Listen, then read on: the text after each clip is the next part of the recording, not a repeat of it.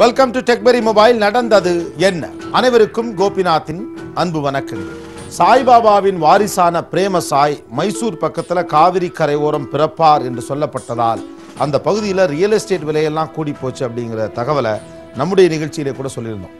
ஆனால் அதற்கு நேர்மாறாக சாய்பாபாவின் மரணத்தை தொடர்ந்து புட்டபர்த்தி பகுதியில் ரியல் எஸ்டேட் விலை வீழ்ந்து விட்டது என்ற ஒரு செய்தி படிக்க கிடைத்தது.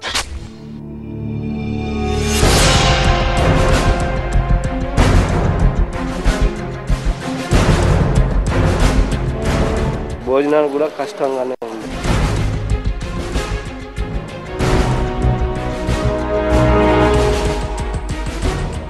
స్వామి లేడు, బిజినెస్ లేదు, డబ్బు లేదు. பேசிக்காக ஒன்றுமே கிடையாது. இது வந்து வறண்ட பூமி.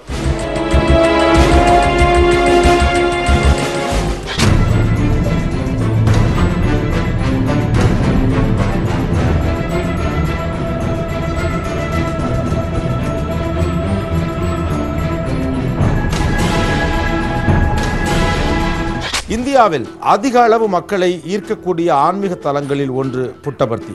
இந்த இடத்துக்கு போகணும்னாலோ அல்லது அங்கே போய் தங்கணும்னாலோ ரொம்ப நாளைக்கு முன்னாலே ரிசர்வேஷன் பண்ணணும். அப்படி ரிசர்வேஷன் பண்ணினாலும் இடம் கிடைப்பது சிரமம் அப்படின்னு சொல்லுவாங்க.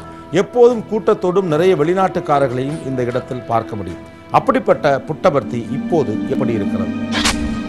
ஊரை காலி செய்துவிட்டு பிழைப்பு தேடி வேறு இடத்திற்கு பயணமாகிக் கொண்டிருக்கின்றன சில குடும்பங்கள். காரணம், சத்யசாய் பாபா இறந்து விட்டார். இனி புட்டபர்த்தியில் வாழ வழியில்லை என்பதை பொட்டில் அடித்தார் போல் சொல்லும் காட்சிகள் இவை.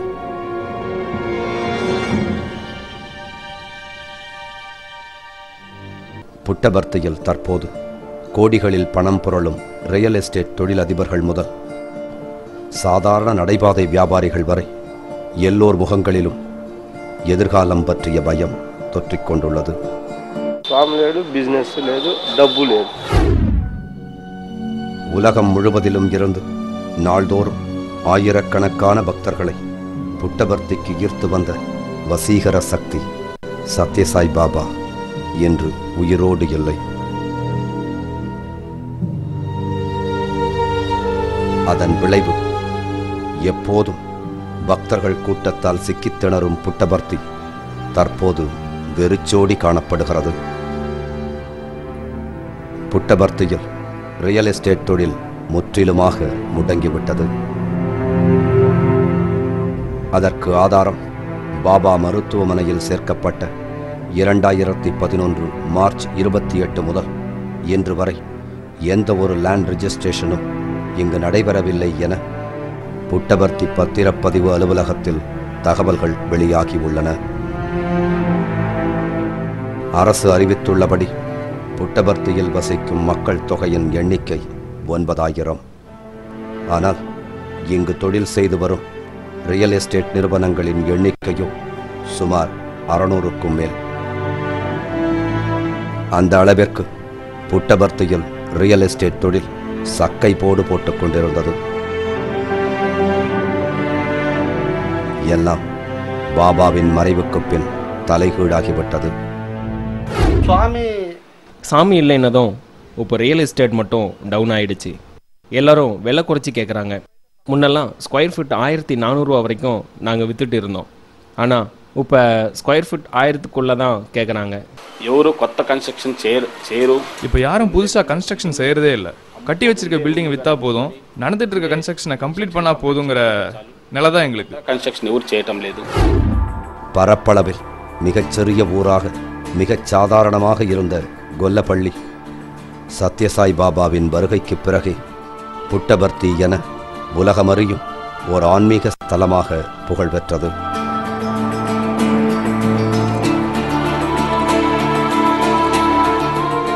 சொந்தமாக ஒரு airport, super speciality hospital, university என இப்போது சகல வசதிகளையும் உள்ளடக்கிய ஒரு நகரமாக விரிவடைந்து விட்டது புட்டபர்த்தி.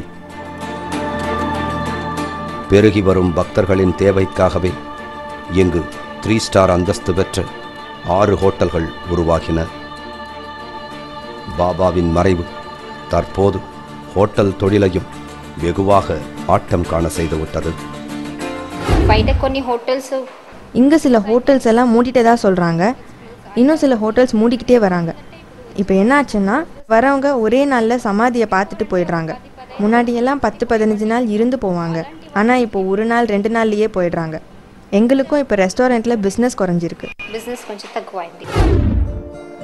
கோடிகளில் செய்யும் தொழில்களுக்கு மட்டுமல்ல, சாதாரண வியாபாரிகளுக்கும் இதே நிலைதான். சத்யசாய் பாபாவின் ஆசிரமத்தை சுற்றி அமைந்துள்ள கடைவீதி பக்தர்கள் வருகையின்றி பரிதாபகரமாக காட்சி தருகின்றது.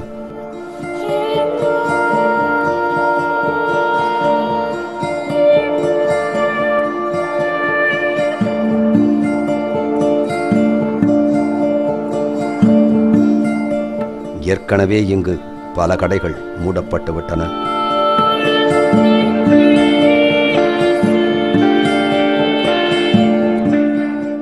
புட்டபர்த்தியில் செருப்பு கடை நடத்தி வருபவர் முகுந்தா தற்போது சாப்பிடவே வழியில்லை எனச் சொல்லி கலங்குகின்றார். ఇప్పుడు స్వామి లేనందువల్ల చాలా బిజినెస్లో சாமி இப்போ இல்லைன்னதும் பிஸ்னஸே இல்லை. ரொம்ப கஷ்டமாக இருக்குது. வருமானமும் இல்லை. பிஸ்னஸ் எல்லாம் லாஸில் தான் நடந்துகிட்ருக்கு. சாப்பாட்டுக்கே இப்போ கஷ்டப்படுறோம். சாமி இருந்தப்போ 5000-6000க்கு வியாபாரம் ஆகும். எங்களுக்கும் ஒரு நாளைக்கு 1000 ரூபாய் லாபம் கிடைக்கும். ஆனால் இப்போ ஒரு நாளைக்கு 100 இல்லை 200 கிடைக்கிறதே ரொம்ப கஷ்டமாக இருக்குது. தமிழ்நாட்டிலிருந்து புட்டபர்த்திக்கு பிழைப்பு நடத்தச் சென்றவர் பழனிவேல். இனியும் வியாபாரத்தை தொடர்வதா என்ற சந்தேகம் இவருக்கு. முன்னாடியெல்லாம் ஜூன்லேயே சரக்கெல்லாம் எடுத்துகிட்டு வந்துடுவோம் வியாபாரம் பண்ணுறதுக்காக. இப்போ ஜூன் ஜூலை ஆகஸ்ட் ஆகியும் கூட இன்னும் நம்பிக்கை வரல. ஆகுமோ ஆகாதோ, நம்ம எடுத்துகிட்டு ஓடுமோ ஓடாதோ அப்படின்னு சொல்லி ஒரு சந்தேகத்தில். நான் முந்தி மாதிரி வியாபாரம் இல்லை. இங்கு கைவினைப் பொருட்கள் விற்பனை செய்யும் கடை நடத்தி வருபவர் ஸ்ரீராம். கடையை மூடுவதைத் தவிர வேறு வழியில்லை என்கிறார் இவர். சாமி இறந்ததுக்கப்புறம் ஒன்றுமே கிடையாது. ரொம்ப கஷ்டமாக இருக்குது. எனக்கு மட்டும் இல்லை கஷ்டம், எல்லாத்துக்கும் புட்டபர்த்தி ஃபுல்லாக எல்லாருமே கஷ்டப்படுறாங்க ஜனங்க. நிறைய பேர் கடை காலி பண்ணின்னு போகிறாங்க. சிலர் சாப்பாட்டு கூட கஷ்டப்படுறாங்க. என்ன ஆக போகுதுன்னு யாருக்கும் ஒன்றும் சொல்ல முடியல. சாமி இருக்கும்போது 100% இப்போ 10% கூட வரல. இங்கு கடை நடத்தி வரும் வியாபாரிகளை பொறுத்தவரை வெளிநாட்டு பக்தர்களே இவர்களது முக்கியமான வாடிக்கையாளர்கள். பாபாவின் மறைவிற்கு பிறகு வெளிநாட்டு பக்தர்களின் வருகை மிகவும் குறைந்து போனது. அதுவே தங்களுக்கு மோசமான பாதிப்புகளை ஏற்படுத்திவிட்டதாக கூறுகின்றார் ஸ்ரீராம். சாமி இருக்கும்போது ஒரு நாளைக்கு ஒரு ஆவரேஜாக பார்த்தீங்கன்னா ஒரு 50,000 ஜனங்க வருவாங்க. இப்போ ஒரு 2000 பேர் கூட வர்றதில்லை.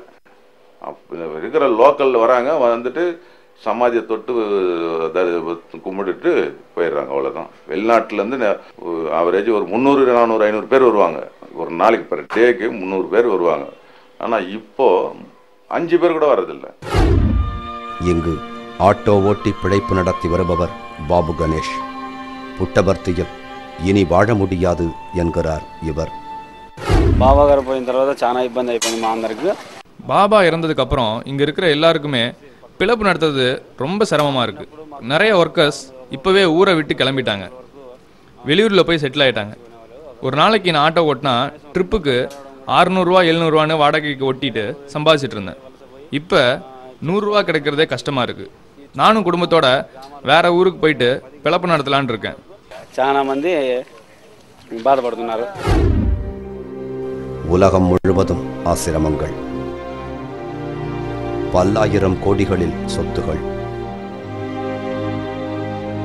லட்சக்கணக்கில் பக்தர்கள் என ஓர் ஆன்மீக சாம்ராஜ்யத்தின் தலைமைச் செயலகமாக விளங்கிய புட்டபர்த்தி